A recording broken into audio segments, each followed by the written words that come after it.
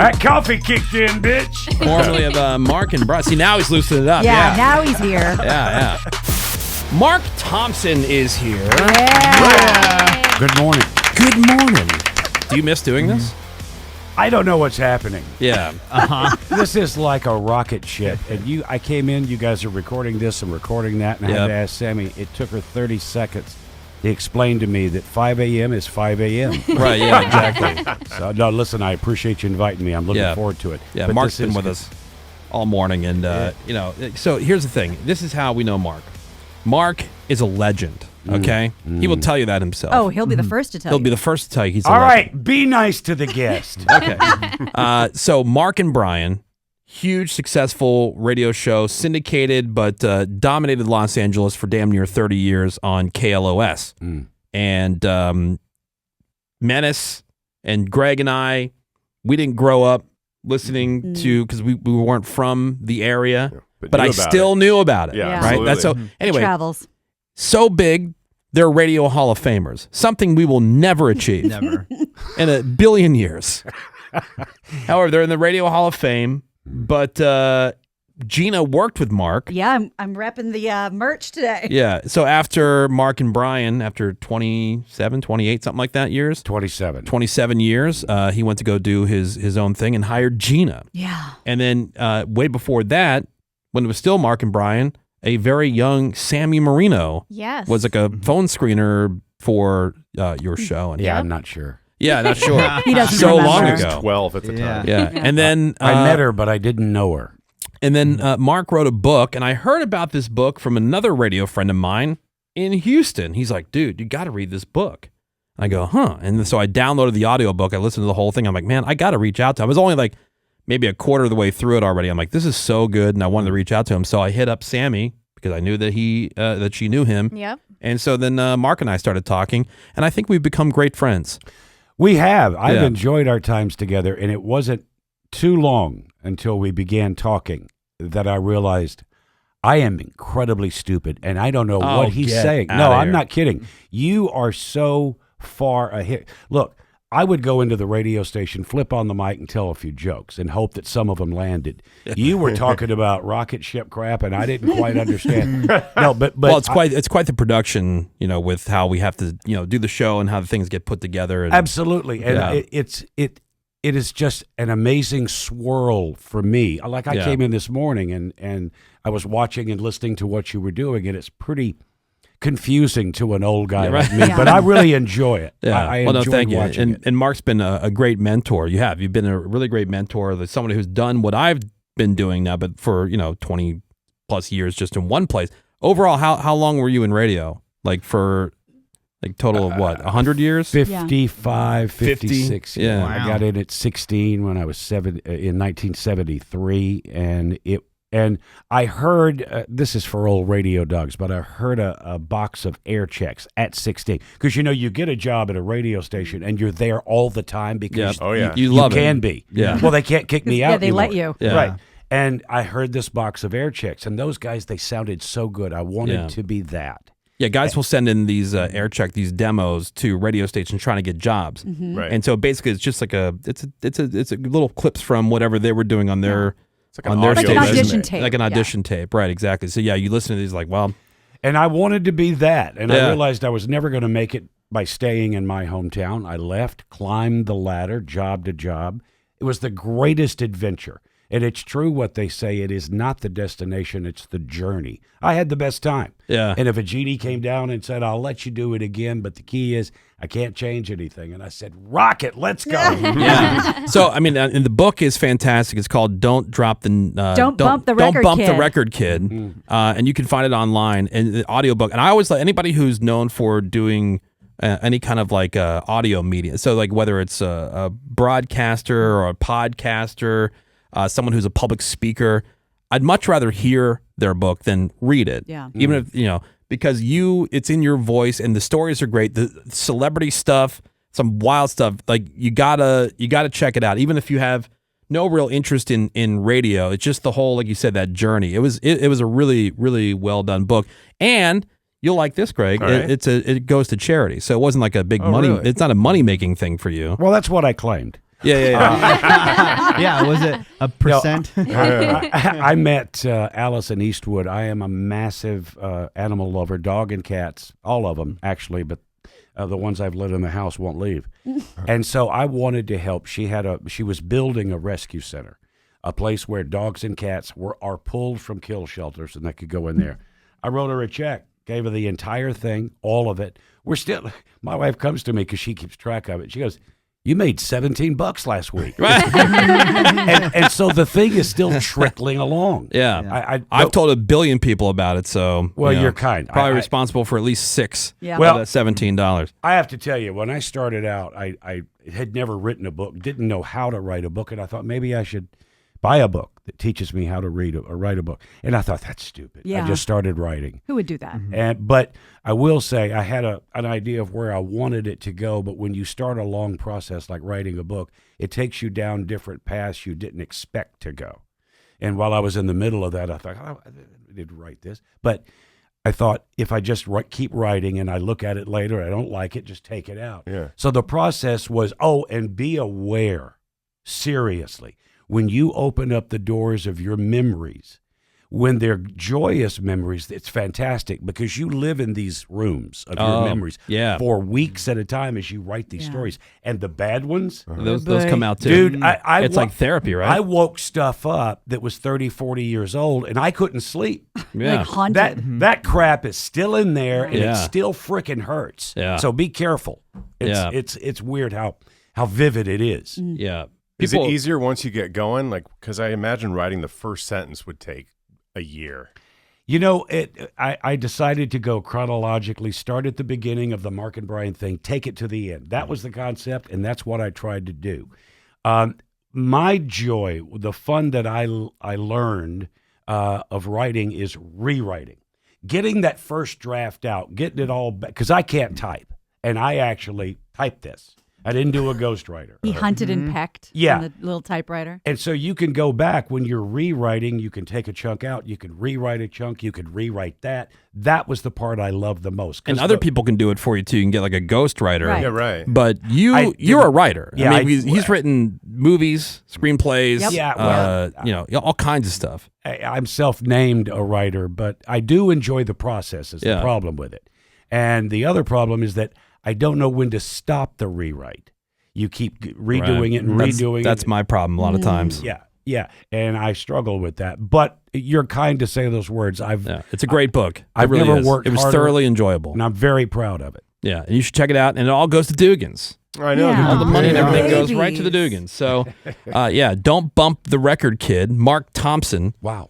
So just to go online and check it out. Again, I recommend you download the audiobook for a guy who made a very nice living sitting and telling stories and, being able to communicate through an audio medium with others professionally. That's the way to do it. My least favorite part of that was the redos on the audiobook. Because there'll sometimes be a glitch. You've got a book that's 10, 12 hours. So there's glitches. And you go back, you're with the producer, and he says, okay, here's all the glitches. And there were 30 of them on that day. So he has to play a clip of the line that the glitch is in so that you can get the energy Flexion of that. and all- God. yeah. That Shut up. I don't want to do this anymore. That's no fun. Yeah. Well, we're going to hopefully learn a lot from Mark about how to be a better show and how to eventually, make some kind of that's gonna happen. make some kind of real impact. Oh, yeah. Right. Oh, yeah. We're doing okay, but I mean, Could always be better. yeah, I mean, Radio Hall of Fame, Yeah. please. That's there's Bridge some people too there's guys I know that are in radio. They have like stars on the Hollywood Walk of Fame. Yeah. And I go, Yeah, I never even heard of you. Meanwhile, we can't get the Employee of the Month award That's right. No. at our own radio station. Nope. When we got our star on the Walk of Fame, I got to you get to choose where it goes, and they give you this map of stuff that's available. I could have gone really kind of anywhere that I wanted to go with it, but there was a spot in front of the Hollywood Wax Museum, which is worst wax museum. I saw Jack Nicholson, and it looked like Anne Margaret in this thing. So I said, we need to be right there. That's so That's good. perfect. Speaking of which, I thought this is really funny. This is Gina Grad's spirit animal. this woman. You posted this on your Instagram, and I'm like, man, I know Greg and I could totally relate, and I'm sure Mark Thompson, who's our guest this morning, he can relate. This woman's name is Rashonda Elias. Oh, yeah, she's the best. You know who? Okay, yeah. I So do. you know the clip I'm talking about. I do. So she has rules for inviting her places. Okay. So if you're going to yeah. invite her somewhere, this is what she expects. Here we go. Here are the rules for inviting me places. First, I need to know, where is this taking place? Has this place been shot up before or raided by the police? Do they have loose wall sockets? Do they have good toilets? I need to know these things or I'm not coming. Now I need to know, what about parking? Because if I circle that block more than twice, I'm leaving. Yeah. You should have told me to Uber here, but now I'm just going home. Yeah, see, Greg does that. That's Greg my number one. I'll Google image search like a location just to find out parking. Right. That's genius. Yeah. Because it's my number one stressor. Now, I have to tell you, I also have a place in North Carolina. Parking is not a problem. Not a problem there? Yeah, no. And it's the only place I've ever lived where in traffic, and this happens once a week, I get passed by a tractor. And I'm not kidding. Yeah. Well, you had that a lot when you were doing Mark and Brian and you were going in back and forth to the radio station. You got passed by tractor trailers all the time. Yeah. Not tractors. I was the idiot. God, this is my fault. And You missed the traffic here? Well, God. I look, when we first got to L.A., I had young kids, and I'm thinking, I want to buy a house that has a yard. I want my kids to be able to Sure. go outside. Yeah. So we bought in Santa Clarita. I had to drive 42 miles there and 42 back. Well, because every where was day. KLOS? Yeah. That was down like off La Culver City. Cienega? Yeah. Culver Yeah. City on La Cienega. Yeah, you pretty Yeah. much lived in Bakersfield. It was Yeah. the dumbest move I Yeah. ever made. And then the reason I did it, the kids had 2 acres and they sat in their room and looked at computers all day. That was a dumb move. All right, so has this place been shot up? Is there parking? Very Right. important. Is there some place for me to sit down? Y'all know I'm not wearing kitten heels, but I'm not standing the whole time. And if there's no place Agreed. for me to sit, I'm leaving. I'm not coming. Yep. I absolutely need to know if there will be sustenance there. Will there be food? Will there be drinks? Who's making it? These are things I need to know or I'm not coming. And the most important thing of them all, who all gonna be there? I need to know, and you need to be super clear. I need to look at you dead on. Who all gonna be there, okay? Because if you don't tell me, then what? Then you already guessed it. I'm not coming. Yeah. That reminds me, Woody, I saw one the other day where instead of FOMO, Yeah. it's phobie, fear of being included. Oh, yes. wow. I Like, love That's that. awesome. I have phobie. I suffer from phobia way more than I suffer from FOMO. Yeah, right? same. For sure. Just stay home. It's the Woody Show. Like that butthole song, huh? Yeah, it's into it. Mark was rocking out. Mark I Thompson love- is here, That coffee kicked in, bitch. formerly of Mark and Brian. See, now he's loosening it up. Yeah, now he's here. Yeah. Phones are open 877-44-WOODY. Hit 5 us up. o'clock in the morning is too early to do anything but get arrested. Yeah, well, I mean, but you're in the groove now, you know? Yeah, you I'm got up. it. Yeah, now boy. you're in the groove. This crap I made in my hotel room ain't coffee. There's something extra in there. I'm ready to get it on. Let's take it till noon. Well, if you missed the DUIQ, you can find that on the podcast. Speaking of being drunk, this Southwest Airlines pilot got removed from the cockpit right before their flight to Chicago I don't want to hear this. and got a DUI.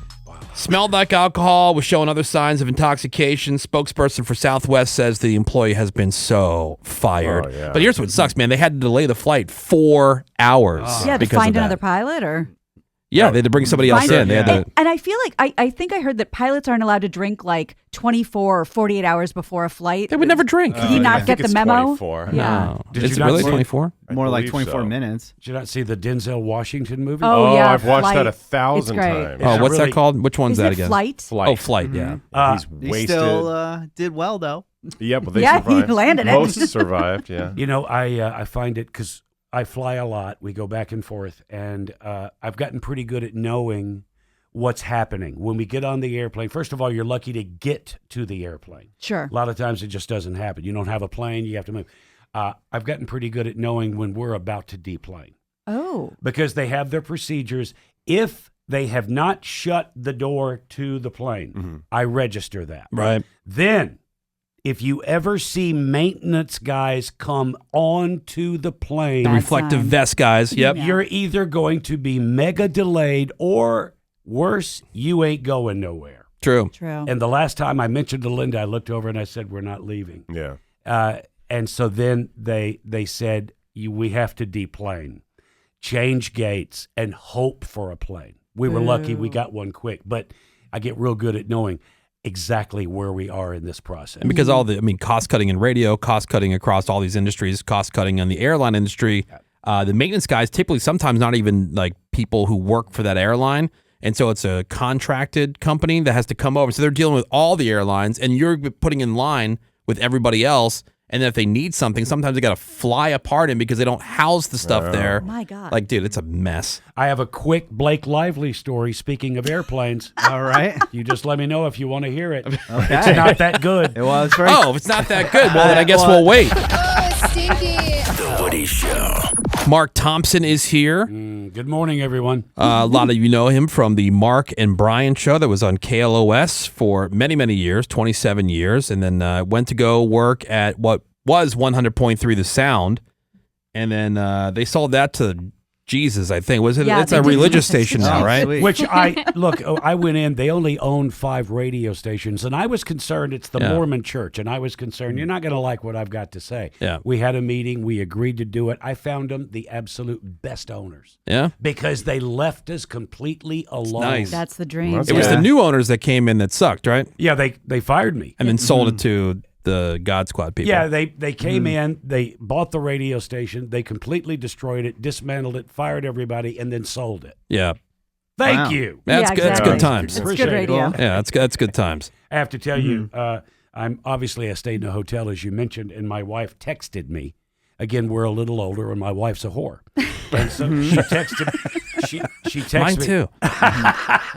I met your wife. She's a lot better than you. And I'll be honest with you. I might be old, but your wife was looking at Mark. She liked what Oh, she yeah. Oh, did she? She Yeah, saw she the said- twinkle in her eye. She did say that. You remind her of her father. Oh. Oh, No, I'm kidding. okay, She didn't so say that. now She we're didn't say that. going- No, she didn't say that. She didn't say that. So my whorish wife texted me last night. She goes, tomorrow I can tell Alexa to play Alt 98.7 so I can listen. The Alt stands for alternative. Yes. Oh. goodness. I said, thank you, Linda. I knew that. She goes, yeah, but you're stupid. I wasn't sure. She is good. Hey, do you ever, a lot of questions, people want, do you ever talk to Brian? I have about like when we were going in the Hall of Fame. The big one was when we KLOS was about to celebrate 50 years of broadcast, and they wanted us to come back and do a show, a full show. Yeah. And I was like, what? Because that meant I have to go back to work, Right. literally Yeah. putting it together. And we talked a lot about that in those days. But look, you've got two men that worked together 27 years. Everything that we would have to say to each other, we pretty much said. But I found it uniquely odd after I left, and obviously he left as well. We didn't see each other for almost 10 years. This is when we were staying in a hotel in Beverly Hills, L'Hermitage. The kids would come. We went down and had dinner, and we're standing on the street waiting for our table to get ready. I haven't seen him in 10 years. Across the street, he comes. There he is. He wound up, we chatted, we took pictures. He went to meet with somebody, and then he came back and had dinner with us. Oh. So, yeah, it happens. Not much. Yeah. We don't have a lot to say other than, hey, how are you? Good, how are you? The Woody Show. That's right. It is the Woody Show. It's a household name. Woody, Greg Gorey, Hollywood. Menace is here. Hi. We've got Sammy. There's Morning. Seabass. Mark Thompson is here. Heyo. Notice I went last. Formerly, well, you're the guest. At least you got named. Oh, did I miss Gina? Oh, babe. Oh, babe. Oh, Good babe. morning. Sorry. All right, Gina now, Grad is here. I'm all thrown off because Menace is over I know. here. Everyone's Yeah. in a different Yeah. place. Yeah, usually I look up and where you're sitting, Mark, is where Menace is normally sitting, and so I'm thrown off. Everyone's Thrown off. cattywampus. It's fine. I like. all right, There's well, that now, word again, Yep, there it cattywampus. Somebody called it homework, but I do have balls to bust here on Okay. this program. I've been listening this week more than I usually would. Oh, in preparation for your appearance. You Yeah, are I a just- professional. This is why Mark Thompson's in the Radio Hall of Fame. Yeah, homework. Right. I wanted to make sure I knew what I was walking into. Okay. And so I've got a few balls to bust. I have questions. And by the way, I mean, it's Friday, and this weekend we've got really good football. Do we discuss football here? Sure. Oh, yeah. Of course. All right. So at some point, I've got things. I made notes. Okay. Okay, good. What do you got? I typed He's them prepared. up. Great. What do you got? Well, I'll get to it. Well, let me see. Yeah, what do you got? What's on the notes? This is actually prime time stuff. Okay, that's good. Yeah. At some point now, a lot of you, Gina, have you talked about your dad? Yes, a little Yeah. bit. Okay. Gina's dad, for those of you who don't know, was a radio sports guy, legendary Yeah. for a lot of years. Yeah, but 40 years. Yeah, Steve Grad. Yeah. It's one of look. I come from radio. I fell in love with radio before I got into it, so that's kind of where I live. And Gina told me a story about her father. I finally met him. What a wild, wacky dude he was. Yes, he was eccentric. He I was mean, great. Gina, I watched her. She came over while we were doing Mark in the Morning, or he did, and that was my first time to meet him. And Gina spent the entire morning corralling him. Trying to wrangle the tornado. But this is what we call in the business a great radio story, and this is one of the best. And Gina told it to me, and I adore this. Steve Grad did sports. And normally when a sports guy, especially sports guy, they put him in a separate room because they absolutely smell funny. I'm not quite sure what that is. So he would do sports, and his signature, everybody knew him because he would end his sports broadcast with Steve Grad, sports, and he would yell it. Scream it. All right, Exclamation. Sports! Gina told me the story, and I told it to Woody, and he absolutely It's a great enjoyed this. story. Yeah, it is. This is a radio story. So at the end, he would yell sports. The reason he was doing that, it wasn't to be a catchphrase. It's because the two guys that were engineering his show, Yeah, who had to run all the controls and Yeah. everything. they were in a different room. And these two guys didn't enjoy sports and didn't listen to him. And so he was yelling sports so that they would realize it was over and play the frickin' commercial. Yeah. They were often wake 'em up. asleep. Exactly. Steve Grad, sports! Oh yeah, hit the button. God, and that is so radio. I always say, like, this is an industry full of C and D students. Yeah, pretty much. Yeah, and the C students are like what we do. Right. The D students are the management. Oh, Because if they could do what we did, this pays better. This side of things pays better than being the management side of things. Yeah, Which is why I think they're dicks a lot of the times to the talent. Well, that may be the case now. When I first got into radio, you could look at the parking lot and tell which cars belonged to the jocks and which cars belonged to management. Yeah. It was a vast difference. Really? DJs made nothing. Well, I mean, I'm talking about, like, if you were the big morning guy. Oh, sure. You know, or Oh, like, sure. yeah. Something like the people who could really excel on this side of things, they're always doing better than the people Right. who run the station. Yes. But at one point, weren't you so poor that you had to use your very special coin for a very sad purchase? Oh, God, yeah. Why do you know that? I know everything about you. Wow. What is Tell that? 'em. Now I need Yeah. to know. This What is very sad. Well, early in radio, it is tough. I would get paid once a week on Friday. It was very little. It would run out on Wednesday, and there were some Thursdays you don't get to eat. Do you remember how much your first radio job paid, salary? My first job was $100 a week. I worked 6 days, 6-hour shifts. So, Menace, how much would that be a year? That would be $100 a week. $12,000. $100. $100 a week. a week. Wait, $100 a week. week. This is 1974. Yeah. How many weeks are in a year? Yeah. Okay. So $100 a week. Wait, hold on. I'm trying to do. I know the number. I remember it. Yeah. Yeah. I don't know. $8,000. $8,000. Yeah, nailed it. Nailed it. Yeah. Got it. Yeah, nailed it. And after they take out taxes, that's $79. Right, Yeah. exactly. But one of the places that I worked with, all the jocks made nothing, and we would run out of cash on Thursday. And so one guy, his wife would prepare for it. So on Thursday, she would make whatever she had, and we would all go over there and eat. Yeah. And so, at any rate, it was a particularly bad week. I had no money, none. And I had won in the 3rd grade. I had won a poster contest, art, draw something. Sure. I won it, and I got a silver dollar, a 1963 silver dollar. Oh. And I kept it. I kept it and was proud of it. First thing I ever won. There was a tough week, and Mark needed a Whopper. Yeah. So yeah. that silver dollar came out, and I bought it. He bought a Damn. Whopper because he was so hungry. He used his special silver I dollar. did, and it was tasty. Remember that scene in Stand By Me when they were all sitting on the train tracks and they pooled their money? I got 15 Yeah. cents, Right. and then they go to the store to get all their groceries. That was me in the early days of radio, where I would sit with my friends. I got $3. Okay, I have $1.80, and then we would divvy that up, get a case of Lucky Lager, which at the time was $3.99, because drinking came first. Yeah, sure. And then anything we Yeah. could do for food, and that usually included like a gas station hot dog. My friends and I would get like frozen fish sticks and French fries. Yeah. And then we'd all get together and and just Feast. combine Yeah. your resources. Yep. Yeah. Well, I read the memo that Woody gave everybody on the program, which I really enjoyed. Woody is talking about here's the kind of year we're going to have. And one of the things he said, I encourage you to be you. And I was just talking about money and how tight it was. And I'll be real and say that the last thing I would do, my father and I never got along. I was not what he was looking for. And so I was out there starving. I could have easily called and said I could use a few bucks. I was never going to give him that satisfaction. Yeah. So I spit my silver dollar, ate that Whopper, and Yeah. he can kiss my ass.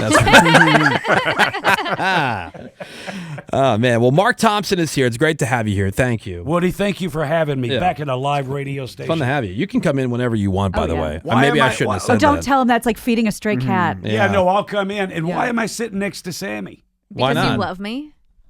Okay. That's how you can see everybody in the room. Tried to give not you a the best prime studio. viewing spot. No, Woody, to be back in a live radio station doing broadcast for a radio guy, this is porn. This is Yeah. just, I get a little lift when I Yeah. walk into a live broadcast. Hey, Mark, by the way, how old are you? Will be 70 this year. But you're not Wow. 70 yet, which No. makes you how old? Yeah. 69. Yes! High You know what I'm five, saying? bro. Hell yeah. That's Hell hot. yeah. Is it child hour? Every hour. Every hour is child hour right here.